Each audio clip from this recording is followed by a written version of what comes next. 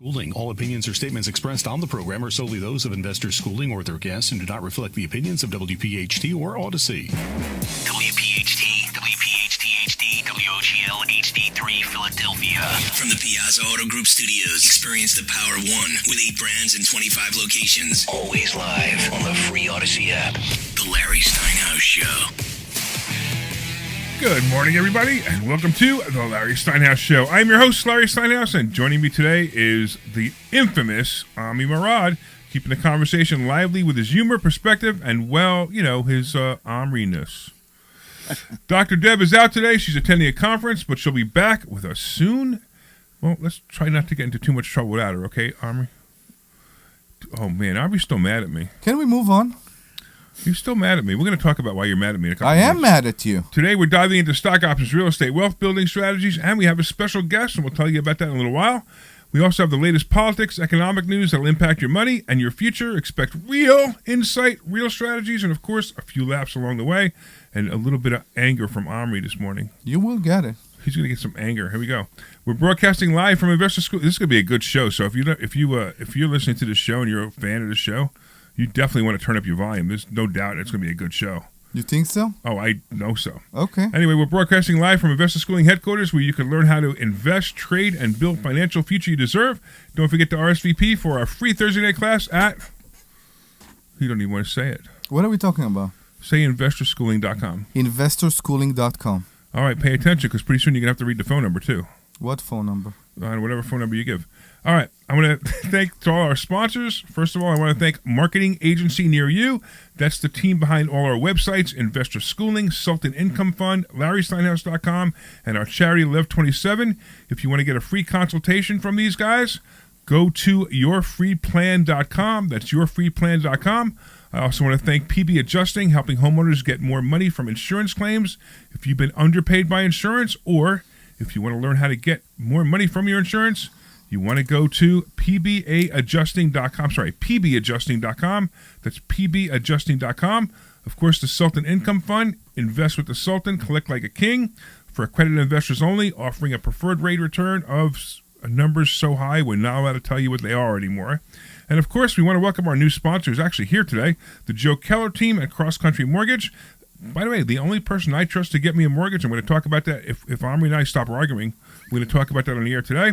And whether you're buying, refinancing, or investing, Joe Keller will get it done. I'm telling you right now, he will. All right, we want to hear from you, so call us at 855-939-1137. 855-939-1137. 855-939-1137. All right, grab your coffee.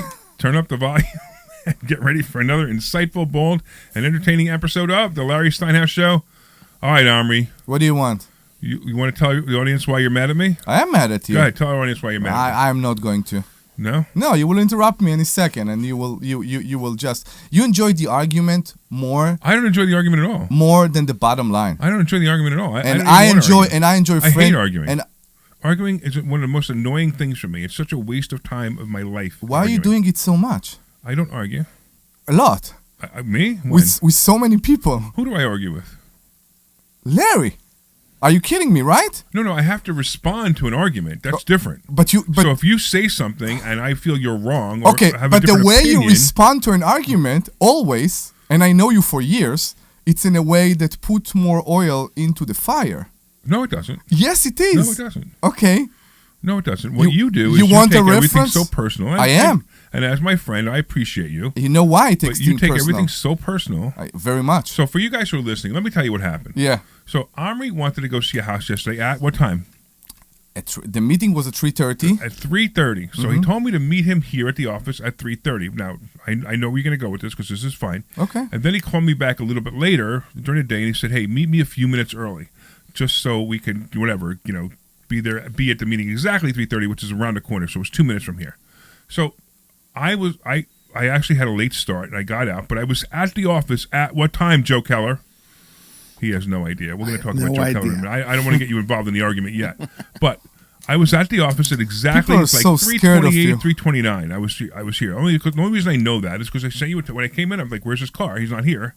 And I figured you were late because you're always late for every appointment. Right. I actually figured you were late, which Okay. is pretty typical for you. I'm like, really? I rushed all the way over here. He's not even here yet. And then I type in, where are you? And I typed in, where are you, as a text message, and I didn't get a response. And Joe was waiting for me because Joe wanted to become a new sponsor. I responded to you 30 seconds after with really? the address. It's possible you did. Open your phone. No, that's fine. I just didn't. Okay. I'll tell you. I'll accept the fact that you responded. I just was like, at that point, I was distracted because I saw Joe. And I was like, all right, well, if Omri's not here, I'll wait for him. And I actually said to Joe, where's Omri? And Joe said he left. I'm like, really? He left? Why would he leave?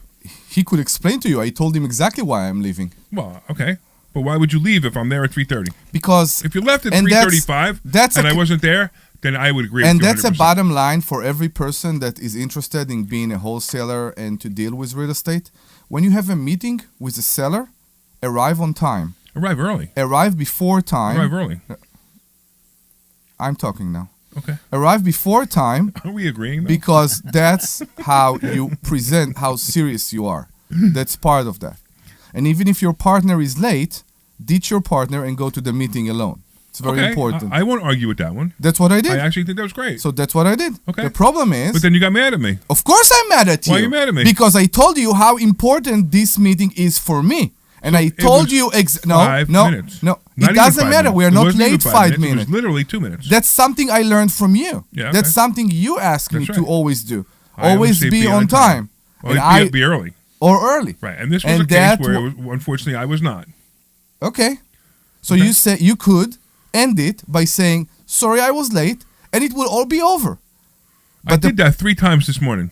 Okay, but not yesterday. Yesterday I was trying to figure out what happened. Yesterday I didn't talk to you. I talked to your ego yesterday. You not to you. Ego. Yes. You were text messaging. And then you said, why? Because you didn't show up, I'm not going to do the radio show today. Why I was text messaging. I'm not going to do the radio show. Wait, why I was... No. Let me read the text message. Oh my God, you see that? Why I was text messaging? Because Mr. Larry Steinhouse and his ego had a meeting and they decided together not to answer Omri's calls. So I called like 3 times yesterday, and I did that. You called when? Are you kidding me, right? After no, I'm just trying. No. Are you kidding me, right? After you. I called you like 3 times yesterday. At 4, at 5, at 6. And I wanted to sit and talk to you about things. So Larry can talk about feeling, or emotions or anything like that. He's too man to talk about those things. As a person that, I'm not going there. But I was about to say something about myself. Are you coming tomorrow or not? No. It's a radio show. I was looking at the text messages, and you said you threatened that you weren't going to come because of what happened. Threaten? Yes. You have no understanding of mental price over anything. What do you mean by that? What do I mean by that? I mean that... What do you mean by that in this argument? That when somebody hurts somebody else, normally they understand, they acknowledge that. You have the ability to ignore it, and that's the problem for me. Okay. And every argument we had during our friendship was always there. It's not about the subject. It's always about the way you present and the way. It's the subject. All I care about is the subject. But you bash people sometimes. I didn't. When did I bash you yesterday? And what did I say? You bash people sometimes. Where are you? Look at the text. That's what I said. I'm not your friend anymore. Where are you? It's like I'm not your friend anymore. Where are you? Okay, see the text. Where are you? And where did I say I'm not your friend? Read. I know you don't know because you write from the point of ego. Right. Read what you wrote. Yeah, okay, so far. So, I'm saying again. So far, I don't see anything that says it. You said you're so bad at picking up friends. And I said, find new ones. Okay, no, what did you find? And then what did you wrote? We are not friends anymore. What? I didn't say we don't. Yes. Let me get here. Let me get here. If you're so hot by how good of a friend am I, you are welcome to call and be my friend. No, what I said was, I'll see you tomorrow at 9:30 for the radio show, or don't talk to me. No. Only business. What did you say? No, I said. Okay. I said, I'll see you tomorrow at 9:30 for the radio show, or don't talk to me. That doesn't mean we're not friends.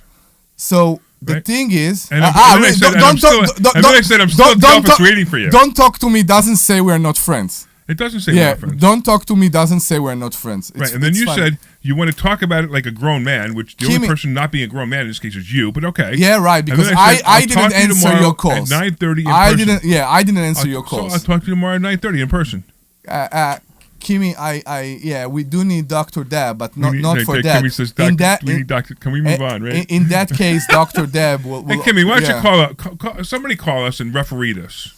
I mean, I got a guest here who's paying for this spa time. Yeah. And we're arguing. But he was here on time yesterday. So why don't we introduce Joe Keller from Cross Country Mortgage? You can introduce Joe Keller. And because he happened to be here yesterday. He happened to be here not during the argument, but during the events. Yeah, I know, but he's a bit scared of you. That's why he won't tell you that I'm right. You're not right. I am right. Well, I won't pass any judgment. You see? That's the thing. You're not right. He was here, and he saw me wait for you, and he saw me call you twice while you didn't answer, and he was here. And I was on the phone with somebody very important. If you waited 5 minutes longer. If you waited 1 minute longer. And then what happened? I would maybe miss the meeting. The lady was already in her truck, ready to go back to She was waiting for you. To her house in Maryland. She was waiting for you just like I was waiting for you. 855-939-1137. That's 855-939-1137. All right. Are you done now? I was done. Do you feel better now? I was done yesterday. This is what he does. He has to vent. And once he vents, he's fine. Vent? I understand. Love you, Omri. I do love you. You're awesome, man. You're my best friend. I know I'm your best friend. And we have to have these riffs every once in a while. It's not every once in a while. You don't understand something. As a best friend, there are also responsibilities as a best friend. Okay, right in front of Joe, I'm going to say this. If you are ever late for anything I set up in the next 2 years, I'm leaving without you. Now I will tell you that, okay? If you ever, because that's the approach, a different approach, and we'll end with that. No, I can't because he has to say the last line. But I will tell you that. I know he will say something. I will tell you that because that's a different approach. If you ever need something, even at 4 a.m., call me and I will be there. And I will be there for you too. But if you tell me you'll be there at 4:30 and you're there at 4:31, I'm not going to be there anymore. So does this mean if you guys have a meeting set up, I have to be there too? Well, you might need to be there to referee. Yeah, we need the witness. Actually, so anyway, let's talk Actually, there was supposed to be a judge here today, so I don't know. It actually could be perfect if the judge would be here today. And the judge was supposed to be here today. The judge never called me. Really? Yeah, the judge was actually supposed to be here today, and so we brought in Joe instead. I know, Kirk. I'm not talking to the microphone. I know. I'm actually looking to see if anybody is online making more comments that with this argument. So I'm just checking something real quick. All right. So let's get back to whatever it is we're doing. Okay. So nobody's even online. You know why? We have to have this argument at 10 o'clock in the morning when nobody listens to our show anyway. So people listen to arguments at 1 but not at 10. Right. No, they'll listen to it at 2. Or 1. Okay. You're right. You won that argument. It's 1, not 2. I don't look to win arguments. That's not the point in life, to win arguments. I must tell you, because from all the people in this world, I'm the one with zero ego. Zero. I wouldn't say that. Ego. No, I wouldn't even come close to saying that. And that's the problem. Everybody else have so much. Everybody have so much, and I have zero ego. I don't care. What? You can say whatever you want. Now you can go to Joe Keller. Yeah, Larry bought a new machine. So, Mr. Joe Keller, I want to thank you so much for getting me my mortgage. I got to tell you something. So, for you guys who have been listening to the show for a while, I was trying to buy a house, and I'm going to tell you that. So, in my business or all the things I do, it's very difficult to prove my income. Now, the funny part is I make a lot of money, but like normally you just go, hey, here's your W-2s, here's your tax returns, here's all your stuff, and everything's great. But nothing on my stuff shows that I make enough income to buy the house I bought. So about 2 months ago, I'm like, okay, I want to buy a house, and this is the price. It's almost $3 million for the house. And I went to Joe, and I'm like, Joe, I really want to buy this house. I don't know what to do.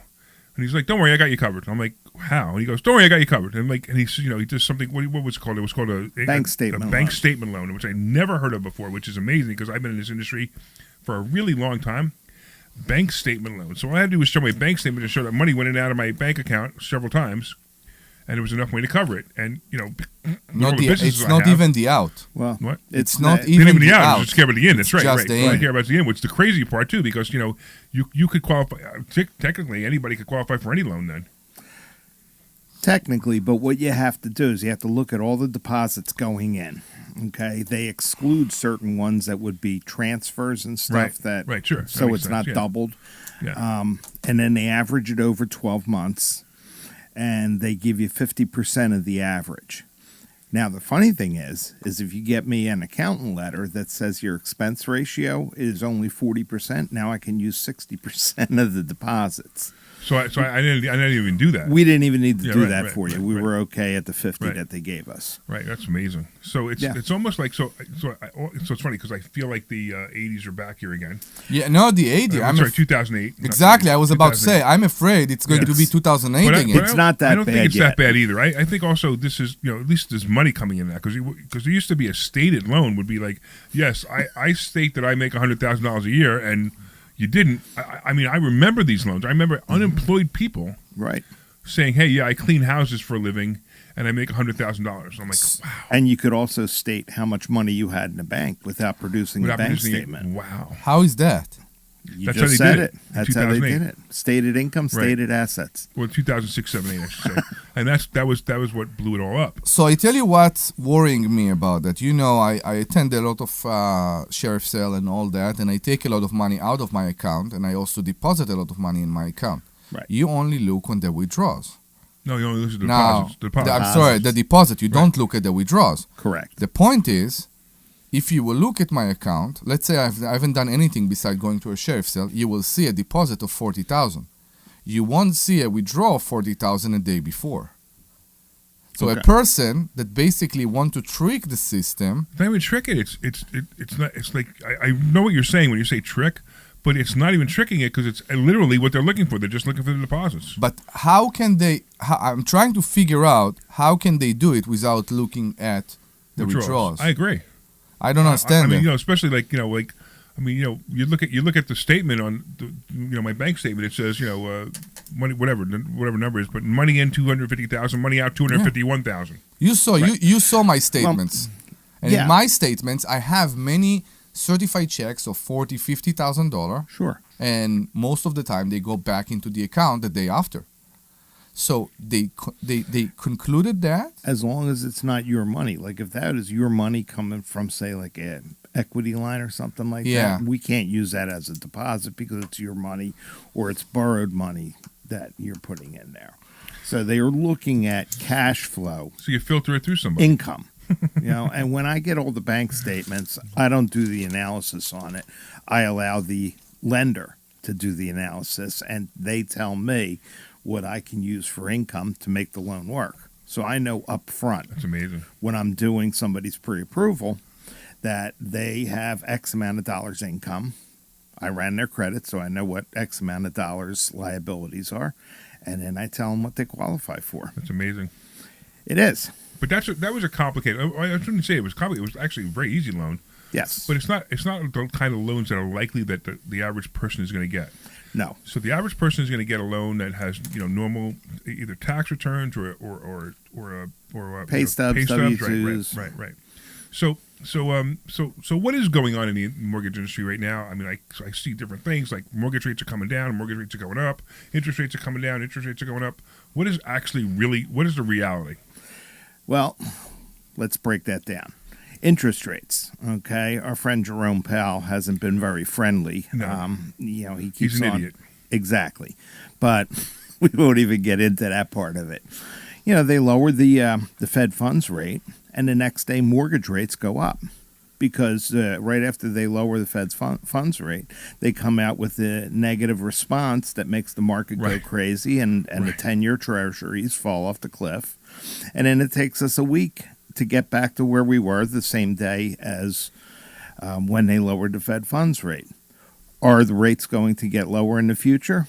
My crystal ball's a little cloudy as to when. Yeah, right. But next year, definitely. I think after Jerome Powell is gone, which I think is in May. So I think mid-year we're going to have a real nice turnaround. I think we're going to have a year or two of refinances.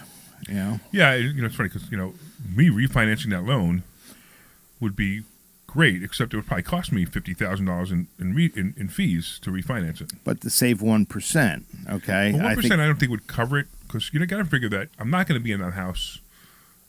I'm probably going to be in the house 7 to 10 years, 10 years max. I mean, I'm 61. I'll be 62 next week. Okay. I'll be 62 next week, Omri. I'm going to cry. Going to be 40. I know you're going to be 40. 40. We should kick him for saying that. 40. You're going to be 40, and I'm going to be 62. There's no Ferrari dealership. You could be my son. Anywhere close. I don't want to be your son. Again, with the sun and all that. Can you stop with that? Why? Is there a problem with this? I don't want to be your son. Why? I don't want you to be my son either. But you have your own son. I mean, I have my own son. Exactly. Okay, fine. Can you move on? Yeah, no. Okay. But I could try. Okay. We need to record it. I don't even know what the move on recording You is. should have it. It's Wait, there. I have it somewhere. Hold on. Wait, I can't find it. I lost it. Okay. Oh, man, that's terrible. Okay, but anyway, getting back to this. So I'm probably not going to be in the house that much longer. Right? I'll probably be in the house probably 7 to 10 years and, either move to Florida or something. I don't even know. I mean, I bought this house because, honestly, so this house, you guys know, it's gigantic. Yes. Right? It's like, it's the funniest thing because, my wife and I, it's 61 and 62, whatever. We upsized to something gigantic. And the reason we did it is because, I want the pool, the cabana, the hot tub, right? And Cabana. The cabana. And the cabana. The cabana. Also the cabana. And the beautiful basement and, and the bedroom. Yes. And the beautiful kitchen, right? Mm-hmm. Everything else, I don't care. It's a great house. So it's like, I got 4 bedrooms that I'm never going to even see, because it's a 5-bedroom house. So I got 4 bedrooms I'm never even going to see. Right. But I also realize that at this age, it's the last time I can own that house, a house like that. I mean, what am I going to do with a house like that? Right now, people would already question what do you do with a house like that. But believe me, I'm going to enjoy it for the next 7 to 10 years, and then we'll probably downsize or something. So for me to refinance and pay $50-$60 grand to refinance and finance fees might not be worth it unless I'm looking at 2 or 3 points. Okay. So if we drop from 6 to below 5, what was I, 6 3/4? I think I was. Yes. Yeah. If I drop to below 5, I'm going to say that's worth it to refinance. But it has to happen soon. If it happens in the next 5 years, it's not worth it either. No. Next year and a half. Right. So yeah, exactly. Next year and a half is what it would be worth it. I mean, I was blown away. I never, everything about this loan is, it's like so out of not out of my comfort zone, out of my realm. Right. For years ago, I mean, when I saw my closing costs were $107,000 or something like that. Right. And it was insane. I never it was like, wow, it's an amazing amount of money for closing costs. I know you made a lot of money, which I'm really glad you did because you're worth it. You deserve it. That's a great thing. And you did. You worked hard for this loan. But I'm going to tell you something else about Joe Keller. By the way, Joe, give them your phone number. Tell them how they get a hold of you. That mortgage guy, Joe Keller, 215-817-9084. Wait, say it again. 215-817-9084. Now, you can imagine that, not only at 61, I bought a lot of houses, but I also, because I'm a real estate investor, I bought a lot of houses. And I've dealt with mortgage companies since I was 18 years old when I bought my first house, right?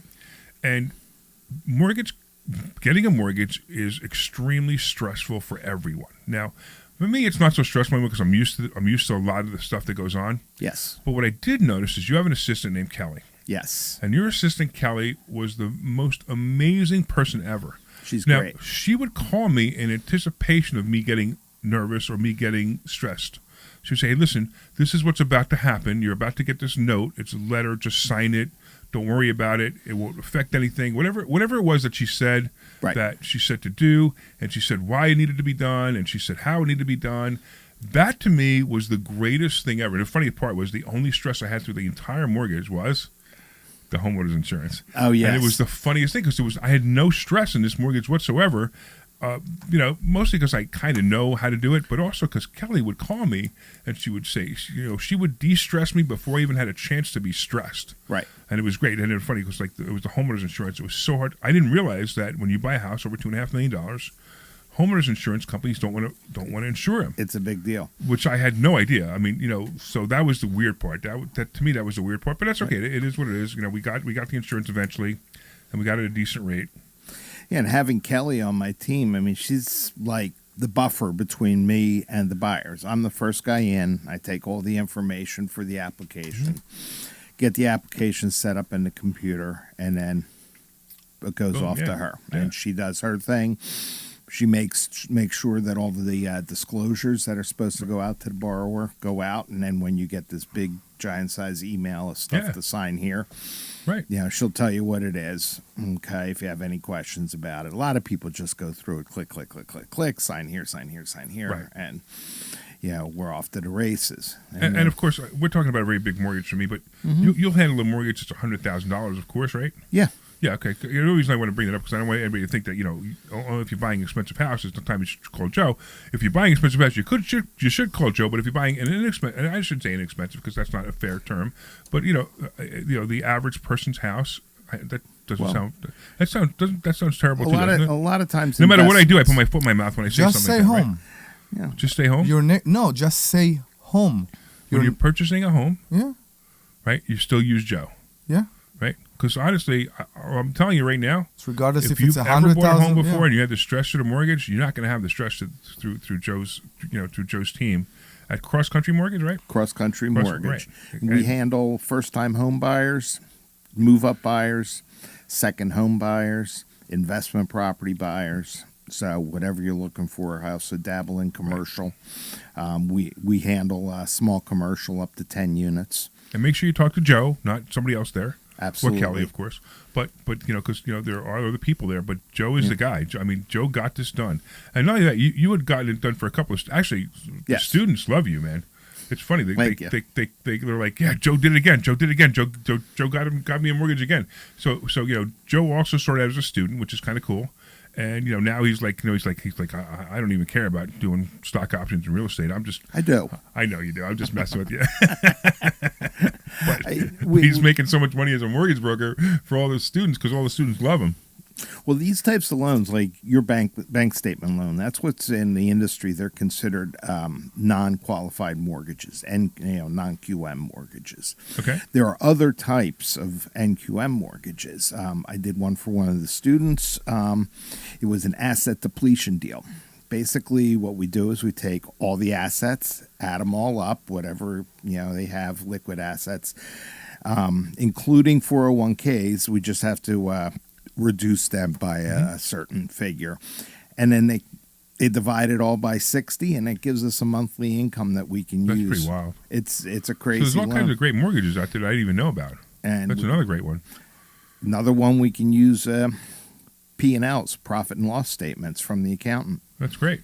Right. No tax returns still, just the profit and loss. So Kimmy's online. Kimmy says Joe is the best, and she put a little heart next to it. Is that cool? Hi, so Kimmy. Kimmy's Omri's #1 fan. Apparently, Joe's. Right, and she's the biggest fan of the radio show, which I love because she's there almost every week. She's here. I would say she's here every week, but I think every once in a while she has to do something else. So I have a question for you. Yes. About the profit and loss. How is it different than a DSCR? Well, DSCR. So why don't we talk about what a DSCR loan is first before you ask the question? Okay. Right? I'll tell you what. Let's do this. Let's go to a commercial, Kirk. We'll take us to a commercial. And we'll come back. We'll talk about DSCR loans. Hey, this is Larry Steinhouse with Investor Schooling. Cool. Did you know that we have a radio show? Okay, so you want this break? How long do you want it? So far, I have it loaded for 2. I know, but do you have Larry Steinhouse show? The commercials for the sponsors in there too, or no? Yeah, I can pull them up. Yeah, you're supposed to have them in there. You won't have Joe's yet because Joe's wasn't made yet, but you should have those in there. Real estate, the stock market, even politics. Make sure you tune in Saturday, 1 o'clock. This is Larry Steinhouse with Investor Schooling. This is Larry Steinhouse with Investor Schooling. Did you know that there are so many different ways to prepare for retirement, and annuities are not the answer? Come learn this Thursday by taking a free class on Investor Schooling. Come to Investor Schooling, and you will learn so many different ways that you can make more money in retirement than you actually expected to. Go to investorschooling.com and sign up for a complimentary class this Thursday. That's investorschooling.com. That's investorschooling.com. We'll see you there. This is Larry Steinhouse with Investor Schooling.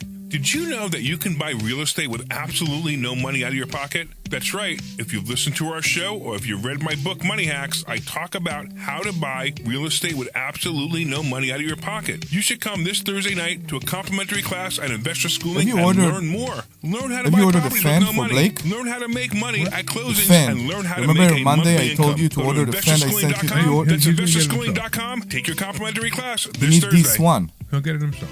This is Larry Steinhouse from Investor Schooling. Did you know that you can leverage the stock market with a little bit of money to make a lot of money? That's right. We have something that we teach called stock options, and you can make a lot of money with a little bit of money using stock options. Yep, you got to learn how to do it. So go to investorschooling.com and you will learn how to do it. Take a complimentary class this Thursday, and I'm going to teach you that and more. Investorschooling.com. That's investorschooling.com. We'll see you there. Hey, this is Larry Steinhouse. Do you want to become a public adjuster and take control of your career? My friend Peter Bodarenko, he runs Public Adjusting Academy, and he's hosting a complimentary class to show you exactly how to get started. Learn the ins and outs of the industry, gain valuable skills, and start your journey toward a rewarding career, helping people get the claims they deserve. Sign up today at adjustingacademy.com or call 267-392-9907 to reserve your spot. That's adjustingacademy.com or 267-392-9907. Don't miss this opportunity to start a new career and make a real difference. This program is paid for by Investor Schooling. All right. Welcome back to the Larry Steinhouse Show. I am Larry Steinhouse, and I am here with the infamous Omri Morad. Mm-hmm. And, of course, with our special guest, Joe Keller. I just want to make a shout-out real quick to Dan, who is in charge of marketing agency near you. He is doing all our websites, and I'll tell you what, he does a great job. If you've seen our websites, you see that they're great.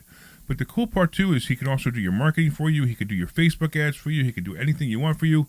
And Free plan, yourfreeplan.com. So if you want to go to yourfreeplan.com, that's yourfreeplan.com. He will help you market your business.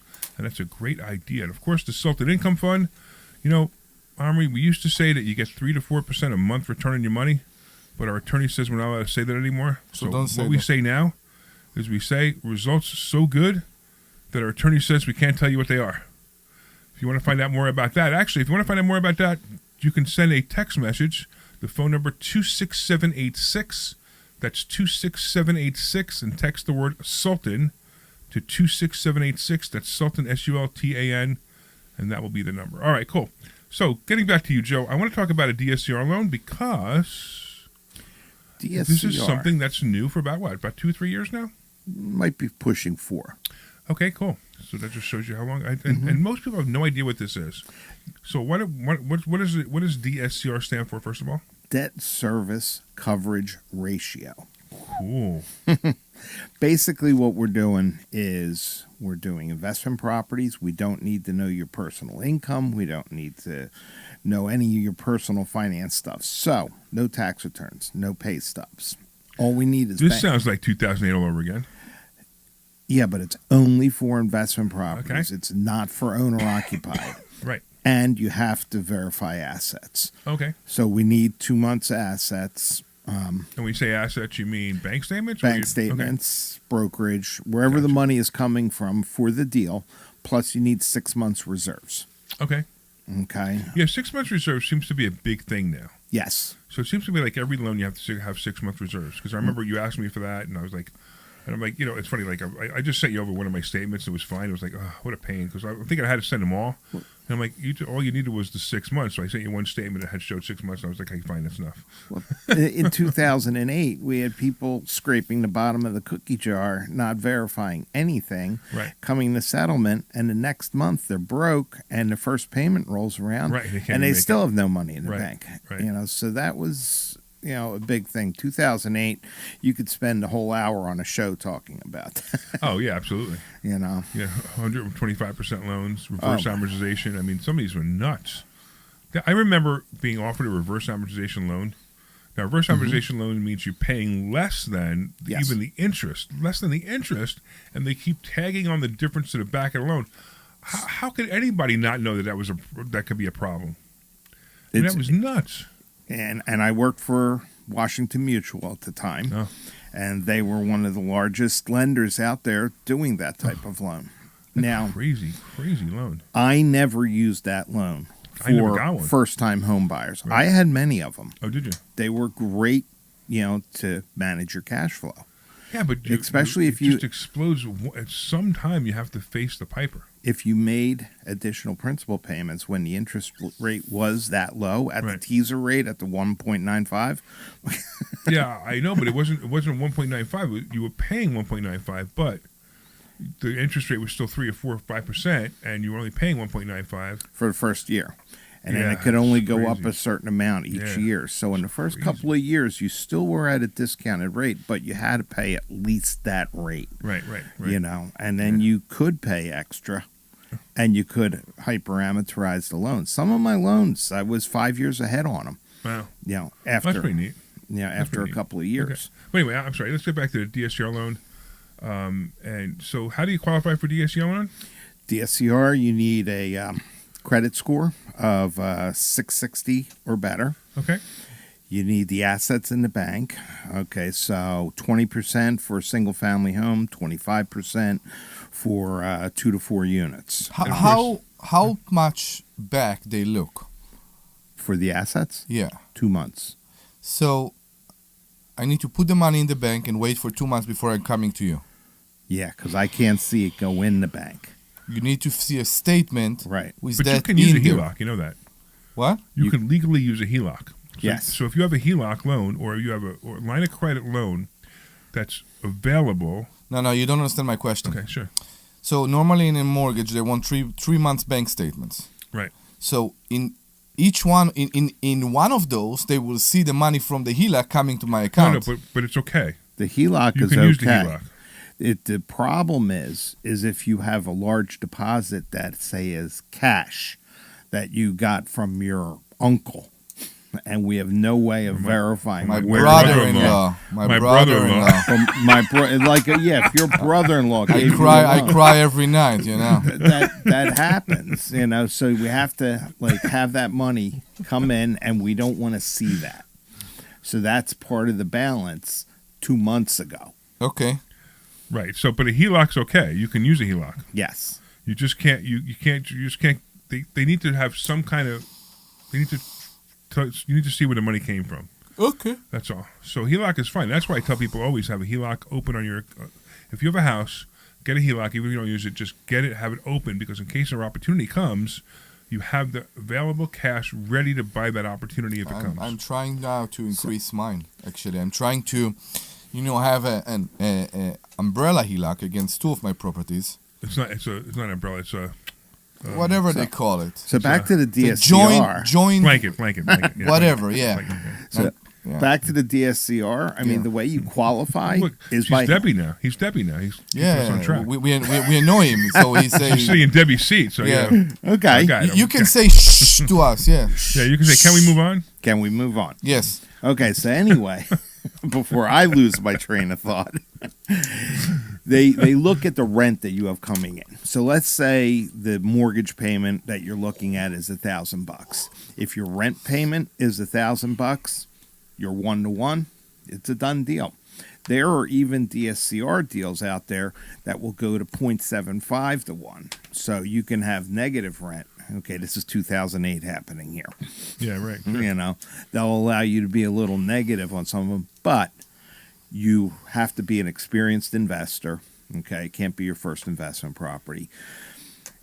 And, So you have if to you're have... an experienced investor, why would you buy a negative cash flow property? I guess, I'm not sure. I have bought negative cash flow properties sometimes accidentally, but most of the time, if I've ever bought them, if I buy them intentionally, there's a reason for it, and you're right. So it does happen. You're right. And this is like in the mortgage business. Everything that they give up, they're going to charge you for it. So you're going to pay more for something like that. But on the flip side, if you have 1.25, okay, you got 25% more coming in than what the mortgage is. Now you get a little bit of a break on the rate. Okay. So this is an easy mortgage to qualify for an investment property. For an investment property, you can do it single family. You can do it 2 to 4 units. You can do mixed use up to 8 units, and you can do residential up to 10 units. Okay. What about for fix and flips and rehabs? I do have fix and flip money available. It's a totally different product. Generally, you need 20% down for the purchase product or for the purchase property. Sure. They'll lend you 100% of the renovation costs as long as the end loan ends up to be 70% of the ARV, as repaired value. So we should probably talk about North Main Street. Yeah, and renovating that property. But we need to actually start to seriously talk about that property now that we're settling down some other things. What happened yesterday? Actually, he's going today. I'm sorry. I'm sorry, he's going tomorrow. The guy changed it to tomorrow. Okay. He's going to go see tomorrow. So we have this property. You know about it. It was the one that we bought at the auction. We thought we lost all the money. Richland Town. Yeah, right. Okay. And we'd love to do something with this property. I mean, it's like we either sell it or do something with it, right? And we're kind of stuck. We got a couple of issues with it because they have a sewer moratorium for two more years or 1 year. And I don't really know how much longer that's for. We need to go find out because we want to turn it into a 14-unit apartment building. No, we want to do storage units. Whatever. Storage units, you don't. By the way, if you do storage units, you don't need to. I'm saying that for months. That's what we should look. It's just huge. It will be tons of storage units. We can certainly talk to the architect about it. I just want to be able to convert it to something more of better use afterwards. If I learned something, is that people have stuff that they can't throw. Okay, but hold on. I want to get back to because we will talk about this, but I want to talk because we got Joe here, and I want to talk about the loan. So, can we get a loan from you on this property for rehabbing this property? That's going to be a tough one if you're doing 14 units. Now, because that would be a commercial. Right. Sure. Okay. I do have people to refer or places I can go to place something like that. I even have some contacts with some local banks that I think would be very interested in that project because of where it is. Yeah, because of where it is, exactly. I mean, it's such a great property. It's just we have to really sit down and do something. Awesome location, yeah. Yes. And it could be something so beautiful. And that's kind of why I like it. You know, if we did 14-unit apartments, it would just be beautiful apartments, or we could do mixed use. I mean, one of the greatest things we could actually do is, it's funny, everybody who sees it says the same thing, a microbrewery. Everyone who walks in, they walk into their property, go, I want to put a microbrewery in here. I'm like, and they're like, you should put a microbrewery in here. I said, no. I ran an ice cream store for 2 years. I didn't even run it. I had somebody else run it. And I lost my shirt on that. Right? I mean, I lost a lot. I lost a lot of money on ice cream store, right? So I am not doing a microbrewery that's going to cost me $250,000 to $300,000 just to build it. Right, and then watch it, not make money. So I'm but just not doing it. He will convince. If somebody else wants to do it. You got to get somebody that's already in that business to go in. He will convince somebody else, like maybe Debbie's husband, to do it. Debbie's husband wants to do it bad. He actually said if I do it, he wants the job. Debbie was so pissed. I know. Debbie was so pissed. What are you talking to Phil about? I'm like, I'm talking to Phil about Phil wants to open a microbrewery. I'm not allowing you to talk to Phil anymore. Yeah, exactly right. It was hysterical. It was hysterical.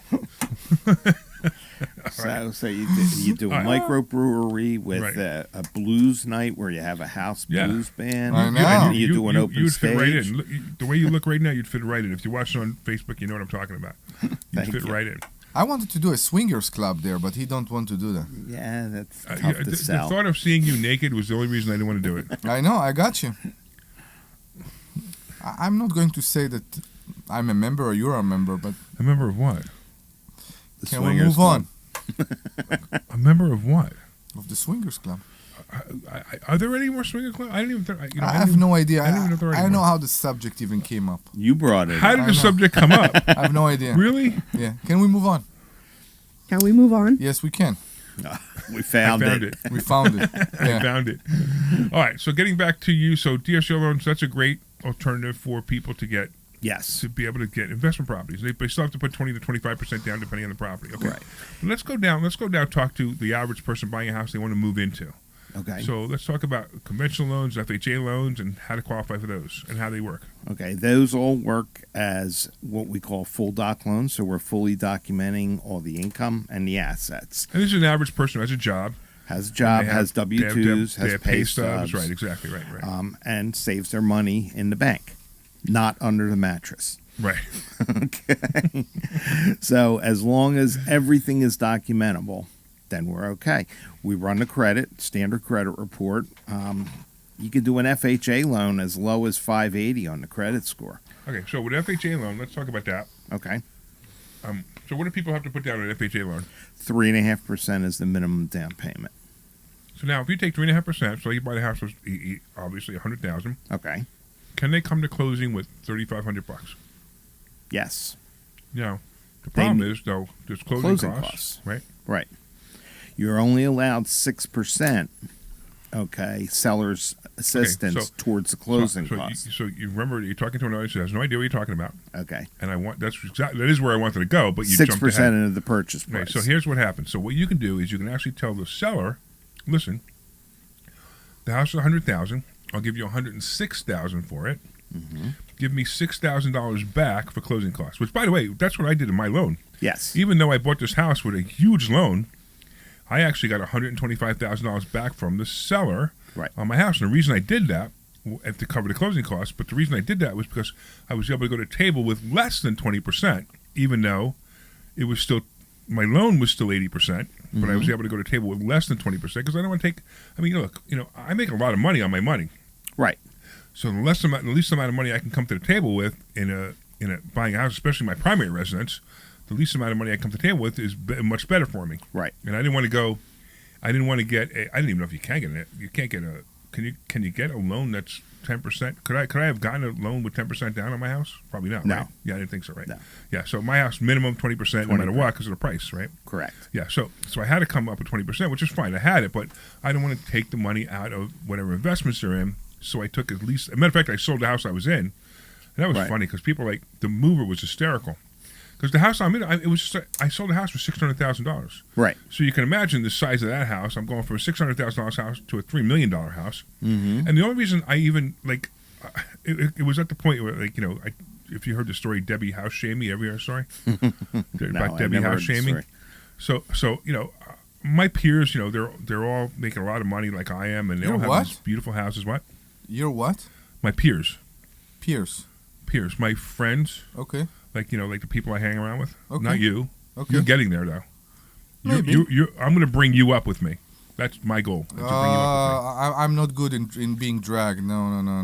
I am dragging you. That's why we have a mobile home park. That's why we have 20. That's why we have. Don't drag me.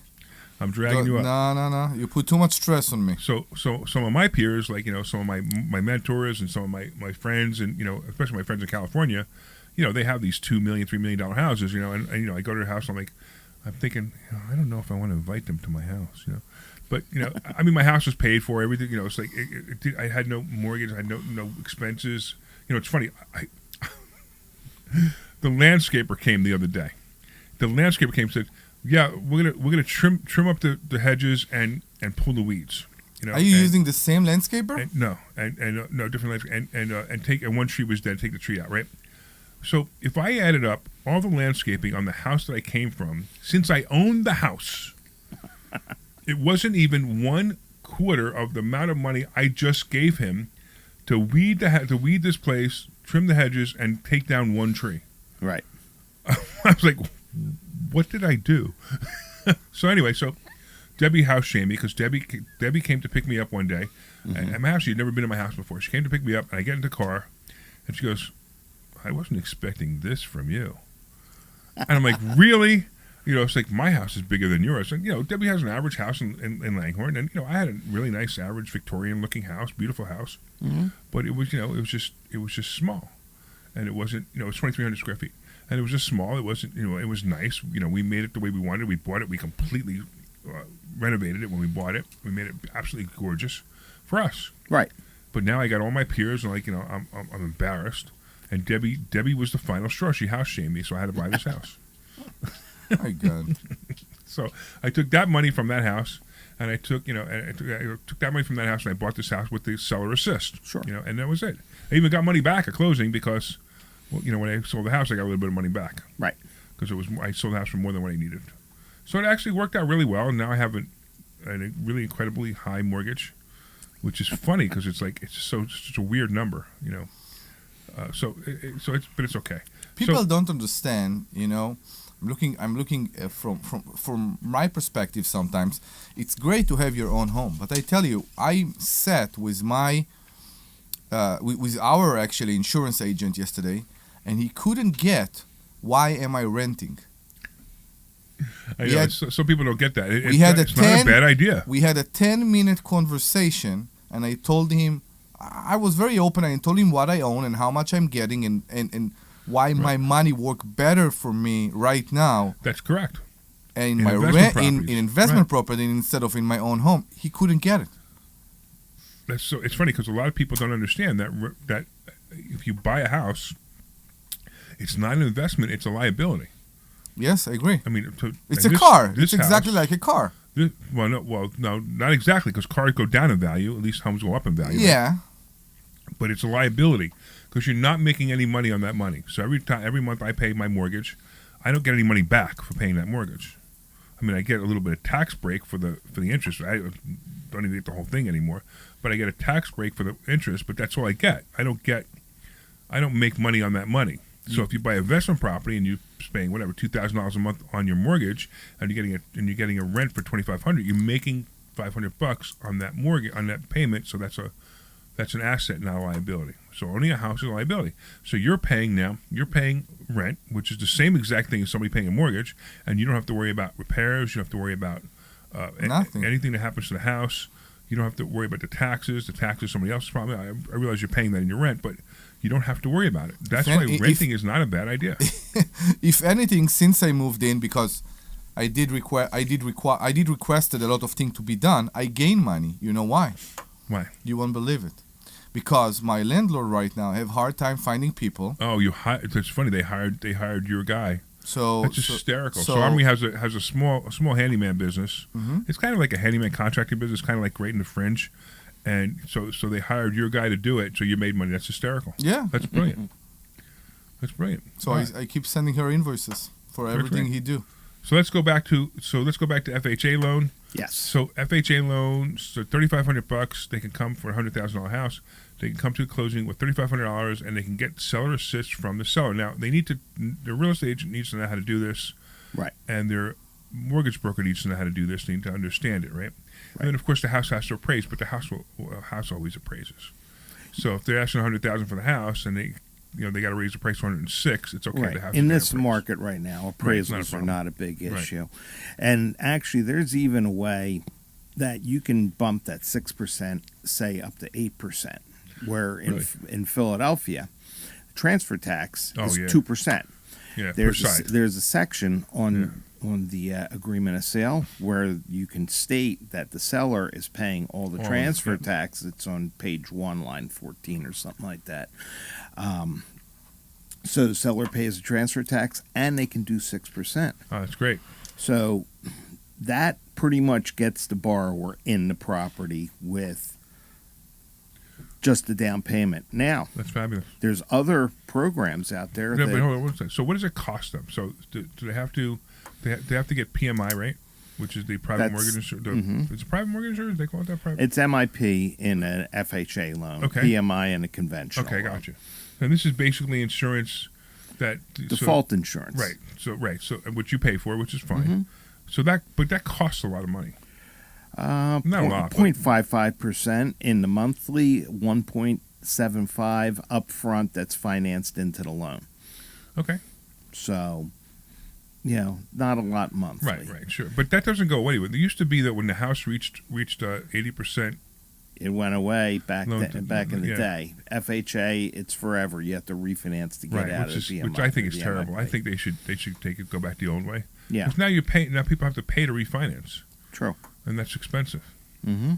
So FHA does have a streamlined method of refinancing. Oh, they do. But that's FHA to FHA. Okay. What you want to do to get rid of the MIP is go FHA to conventional. Right. Okay. All right. So that's another thing. And then, so what do you suggest to somebody who wants to get a mortgage now? Mm-hmm. They're looking to get a house right now. They want to get pre-qualified for an owner-occupied mortgage. Yep. Give me a call, 215-817-9084. Once again, that's 215-817-9084. And you are Joe Keller. I'm Joe Keller. You'll speak with me. I answer my phone. I can take all your information over the phone, or if you prefer to do it electronically, just send me a text message with your email, and I'll send you the electronic Nobody listens application. to our show wants to do it electronically. I know. But I gotta say it. Even me, I told you don't give me anything electronic. There is a person here. I know it. I just don't even want to do it. There is a person here who said, "Call me personally." Who want to do it electronically? It's like our insurance guy. Right. He said, "Call me." Who want to do it electronically? Yeah, exactly. I get some first-time buyers that are early 20-somethings. Yeah, they want to do everything electronic, right? And they want to pick up their telephone and click. They don't want to talk to anybody Exactly. Because COVID made sure that even as we were moving towards not having any social interaction with people, COVID made sure that we absolutely will never have any social interaction with people anymore. Right. For some reason, people are still very, very in favor of this idea. There's this deli near me. By my house is a deli. Remember, we ate there the other day when you were over my house. There's this deli near me, and I go into the deli, and there's people behind the counter. It's an old-time diner. It's a deli. It's a deli, but it's an old-time deli. It's a deli, right? I walk in, and there's a guy behind the counter. Hey, what do you want? He writes down a piece of paper what I order, right? And he makes the sandwich in front of me, right? And then I bring it to the cash register, and the lady behind the cash register says, "Hi, how are you?" And has a conversation with me, and I pay for my sandwich.